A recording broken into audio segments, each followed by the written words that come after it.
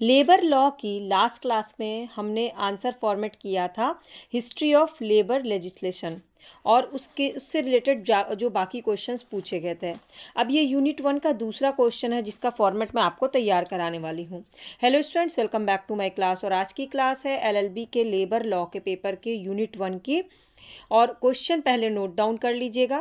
Question है व्यवसाय संघ अधिनियम 1926 के अंतर्गत व्यवसाय संघ की परिभाषा दें और व्यवसाय संघ के पंजीकरण की प्रक्रिया कर बताएं, यानी कि define trade union and discuss the mode of registration under the trade union act 1926। साथ ही साथ इससे लिंक करके एक क्वेश्चन पूछा जाता है कि क्या कोई व्यवसाय संघ एक विधिक व्यक्ति है, इस trade union is a legal person. इससे भी आज के क्वेश्चन में साथ में ही डील करेंगे फैक्ट्स, केसेस और धाराओं के साथ। तो चलिए शुरू करते हैं क्लास। आपको सिर्फ और सिर्फ इस ऑडियो क्लास को ध्यान से सुनना है, इसके पॉइंट्स को, फैक्ट्स को नोट डाउन कर लेना है, कंसेप्ट क्लियर हो जाएगा आपका, तो आप एक प्रॉपर आंसर राइटिंग कर पाइएगा। सबसे पहले आपको यहाँ पर डेफिनेशन ऑफ ट्रेड यूनियन बताना है, यानी कि क्या परिभाषा है। तो इसके लिए आपको जाना पड़ेगा व्यवसाय संघ अधिनियम की धारा 2 में। इसमें क्या परिभाषा दी गई है पहले वो सुन लीजिए, उसके बाद मैं इसको एक्सप्लेन करूंगी। ट्रेड यूनियन से अस्थायी या स्थायी कोई भी ऐसा समुच्चय अभिप्रेत है जो प्राथमिक रूप से कर्मकारों और नियोजकों या कर्मकारों तथा नियोजकों के पारस्परिक संबंधों को विनियमित करने के प्रयोजन के लिए या अपने किसी व्यवसाय या कारोबार में संचालन पर निर्बंधात्मक शर्तों को अधिरोपित करने के लिए बनाया जाता है। दो या दो से अधिक ट्रेड यूनियन का कोई सम्मेलित फेडरेशन भी सम्मिलित है। तो यहाँ पे बेसिकली धारा 2 जो है वो व्यवसाय संघ की परिभाषा देती है, जिसके कीवर्ड्स हैं, एक तो ट्रेड यूनियन स्थायी या अस्थायी हो सकता है, दूसरा उसका कीवर्ड है इसमें कर्मकारों और नियोजकों का पारस्परिक संबंध होता है, और तीसरा कीवर्ड है कि निर्बंधात्मक शर्त होते हैं, तभी वो क्या कहलाता है, ट्रेड यूनियन कहलाता है। अब इसमें कार्ल मार्क्स की परिभाषा भी आप लिख सकते हैं कि श्रमिक संघ वास्तव में श्रमजीवियों का केंद्र। थोड़ा इसी को आगे आपको कंटिन्यू रखना है। कंटिन्यू करते हुए आपको बताना है कि व्यवसाय संघ मजदूरी प्राप्त करने वाले ऐसे व्यक्तियों का एक संगठन है जो ऐसी मजदूरी अपने जीवन यापन के लिए, मतलब अपनी लाइफ को चलाने के लिए करते हैं और उसको प्राप्त करते हैं। किंतु भारतीय व्यवसाय संघ अधिनियम 1926 में इस शब्द को परिभाषा में संगठन शब्द के स्थान पर समुच्चय शब्द का प्रयोग किया गया, यानी एसोसिएशन की जगह पे कॉम्बिनेशन शब्द का यूज किया गया। अब यहाँ समुच्चय शब्द क्या है, ये बहुत ही वास्ट शब्द है। तो परफॉर्मिंग राइट सोसाइटी बनाम लंदन थिएटर ओवर राइटीज, ये एक वाद है। इसके मामले में ये सोसाइटी लेखक, प्रकाशक, मालिक द्वारा संगीत के क्षेत्र में कॉपीराइट की सुरक्षा प्रदान करने के लिए बनाई गई है। जैसे कि मैं कोई रील बनाऊं और उसमें किसी टी सीरीज कंपनी का अगर गाना डाल देती हूँ तो उस पर कॉपीराइट क्लेम आ जाएगा, क्योंकि वो गाना किसका है, टी सीरीज कंपनी का है। तो कुछ नियम ऐसे भी बनाए गए थे जो कि उसके सदस्य बनने वाले संगीत प्रकाशकों के ऊपर कुछ निर्बंधन आरोपित करते थे। तो हाउस ऑफ लॉर्ड्स ने इस सोसाइटी के को व्यवसाय संघ या व्यापार संघ के मामले से अस्वीकार कर दिया, क्योंकि इसका उद्देश्य कॉपीराइट को सुरक्षित करना था। साथ ही साथ ये भी कहा कि सांविधिक परिभाषा के अंतर्गत लाने के लिए लगाई गई शर्त कारोबार से संबंधित होनी चाहिए, ना कि कारोबार से संबंधित सदस्य के प्रति कोई शर्त होनी चाहिए। दूसरा केस था तमिलनाडु एनजीओ यूनियन बनाम रजिस्ट्रार ट्रेड यूनियन के सदस्यों में न्यायालय के सब मजिस्ट्रेट, तहसीलदार, खजाने के अधिकारी सब शामिल थे, और उस संघ को एक श्रमिक संघ मानने से इनकार कर दिया गया, क्योंकि इसके सदस्यगण शासन तंत्र के उससे सरकारी नौकर थे, मतलब सरकारी नौकरी कर रहे थे, उससे जुड़े हुए थे। तो इसमें उच्च न्यायालय ने ये कहा कि ट्रेड यूनियन एक्ट 1926 की धारा 6 के अनुसार कर्मकार शब्द के अंतर्गत ऐसे सभी व्यक्ति आते हैं जो किसी व्यापार या उद्योग में जुड़े हुए हैं। ये कोई निर्बंधित परिभाषा नहीं है कि अन्य श्रम से विधि संबंधी अधिनियम से, और इस पे जोर दिया गया कि संघ बनाया गया हो, उसमें व्यक्ति हो और उसका गठन किया गया हो। तो इसमें आपके लिए क्या क्या इंपॉर्टेंट हुआ, ट्रेड यूनियन एक्ट 1926 का धारा ज और धारा झ जिसमें परिभाषा दी गई है।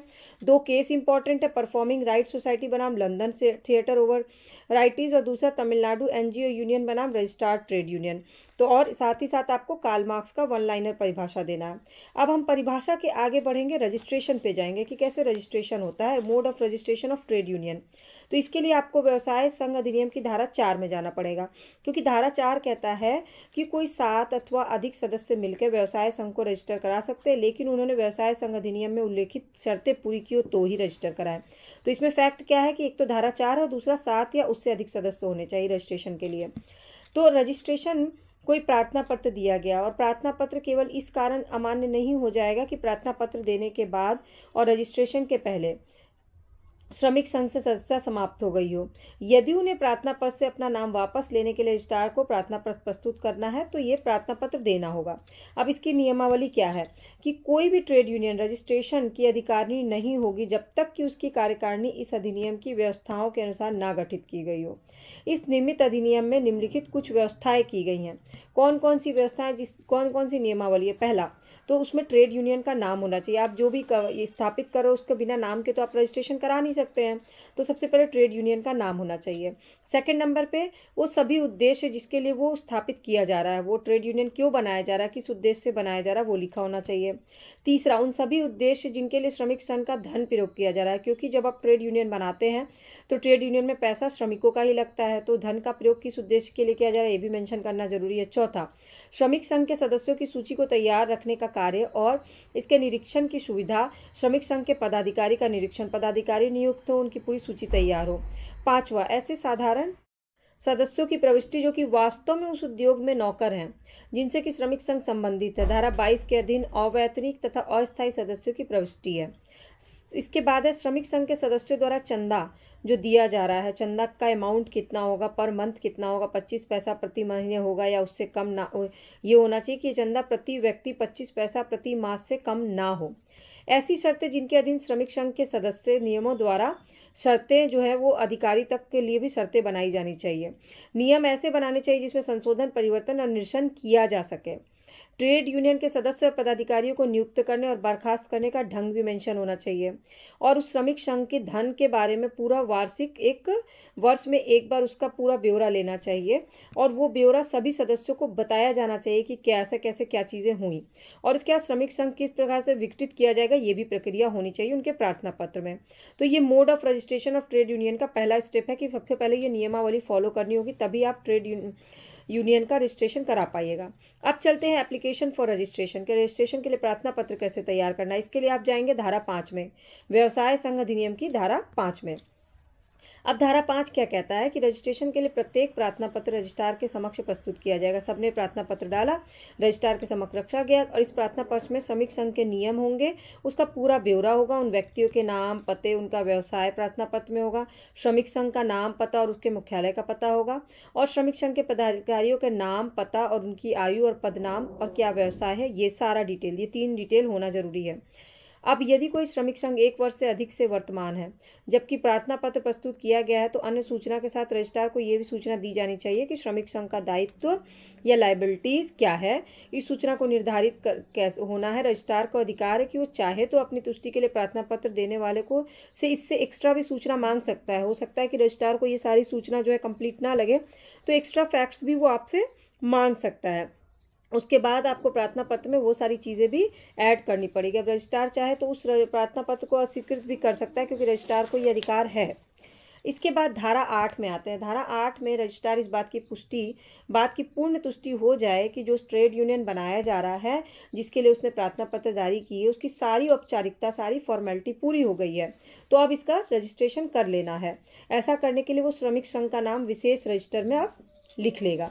अब उसके बाद सर्टिफिकेट ऑफ रजिस्ट्रेशन मिलेगा, यानी कि धारा 9 में आपको जाना पड़ेगा। तो इसके अनुसार श्रमिक संघ की रजिस्ट्री हो जाने के बाद रजिस्ट्रार एक रजिस्ट्रेशन का प्रमाण पत्र निकालेगा। प्रमाण पत्र में एक प्रमाण होगा कि ये फलाना श्रमिक संघ जो है ये ट्रेड यूनियन एक्ट के अधीन इसको रजिस्टर किया जा चुका है।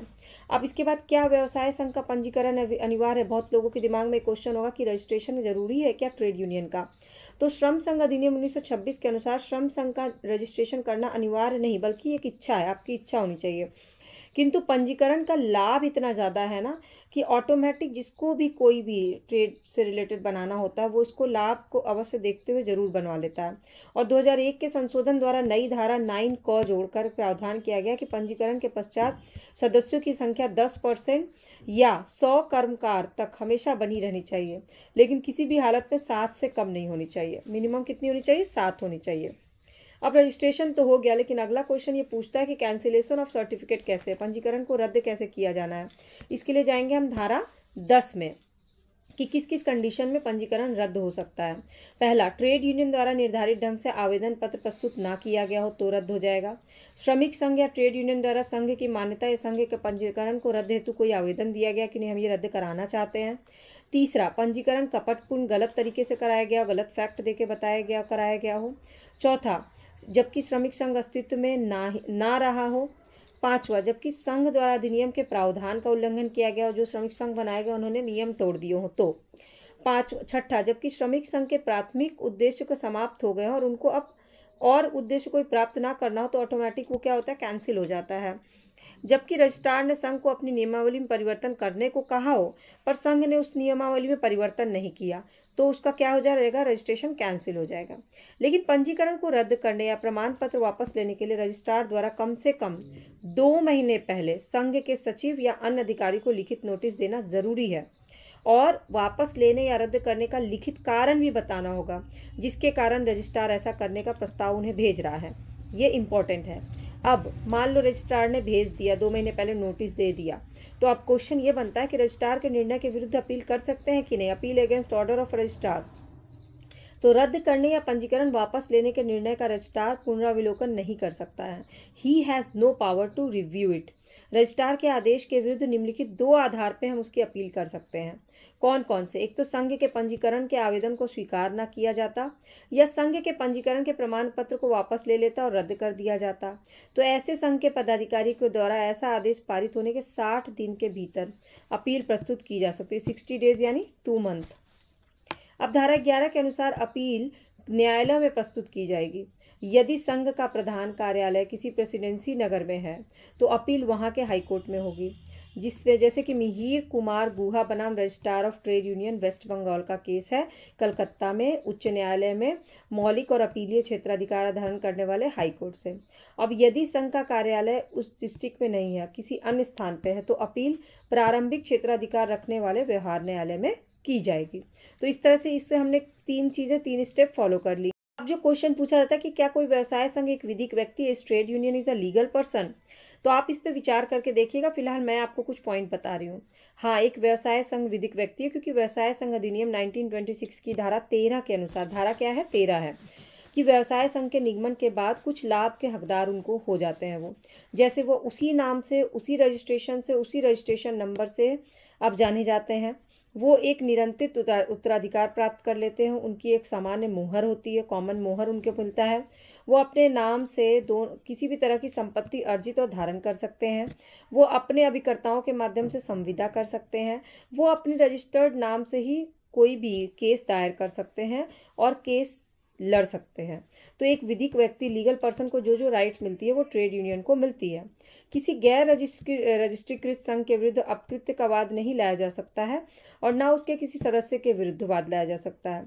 इस संबंध में उस सदस्य के विरुद्ध वाद जिसके लिए वो स्वयं दायित्वहीन हो लाया जाना चाहिए। इस तरह से गैर रजिस्ट्रीकृत जो भी ट्रेड यूनियंस होते हैं उसमें और इसमें ये अंतर हो जाता है। तो बेसिकली जो रजिस्टर्ड ट्रेड यूनियंस हैं उनको कुछ विशेषाधिकार उन्मुक्ति दी गई है धारा 17 से लेकर 19 तक में। धारा 17 से 19 तक में जो कि है दांडिक, दीवानी और संविदागत दिया गया है। दांडिक दायित्व जो है वो 17 में दिया गया है और दीवानी दायित्व जो उनको है वो उससे आगे दिया गया है और संविदात्मक दायित्व भी दिया गया है।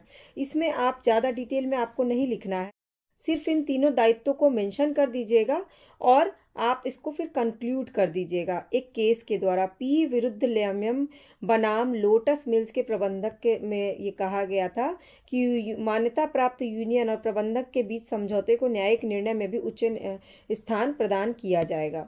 तो इस तरह से पंजीकृत व्यवसाय संघ यानी रजिस्टर्ड ट्रेड यूनियन के जो भी विशेषाधिकार हैं वो उन्मुक्ति है, वो 3 भाग में है। और इसके बाद आपको कंक्लूड कर देना है कि जितने भी मैंने फैक्ट बताए हैं, जितने भी केसेस बताए हैं, उसके साथ एक पॉजिटिव डायरेक्शन में आपको इसको कंक्लूड कर देना है।